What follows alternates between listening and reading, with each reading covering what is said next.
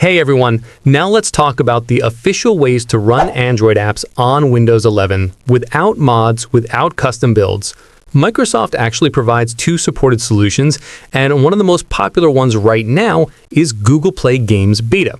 This method is mainly designed for gaming, so if you're trying to play mobile games on a bigger screen with smoother controls, this is one of the easiest official methods. Before installing it, your computer needs to support virtualization because that's what lets Windows mimic Android's environment and run apps smoothly.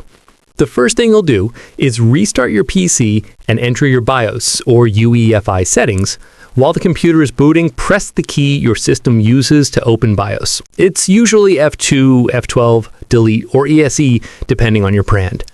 Once you're inside the BIOS, look for the setting called Intel VTX if you're using an Intel processor, or AMD-V if you're on AMD.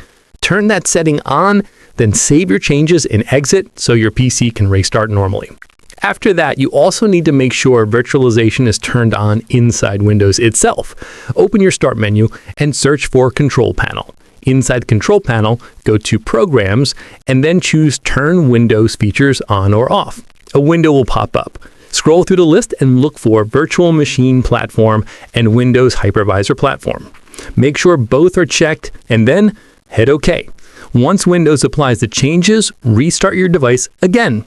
Now you're ready for Google Play Games Beta. Open your browser and go to the official Google Play Games Beta page. Download the installer and open it once it finishes. Just follow the on-screen setup and sign in with your Google account. Use the same one you use on your Android device so your game progress and purchases sync automatically. After you're logged in, you'll be able to browse available mobile games, download them, and run them directly through Google Play Games on your Windows 11 PC. Everything will now run with mouse and keyboard support, bigger display, and better performance than most phones. This is the clean, supported way to play Android games officially on Windows 11, and it's simple once virtualization is set up. Alright everyone, that's it for today's video. I hope this helped you out and made things a whole lot easier. If you found any part useful, make sure to hit that like button because it really helps the channel a lot. And if you're new here, go ahead and subscribe so you don't miss the next guides and tips. If you've got any questions, drop them down below and I'll reply as soon as I can.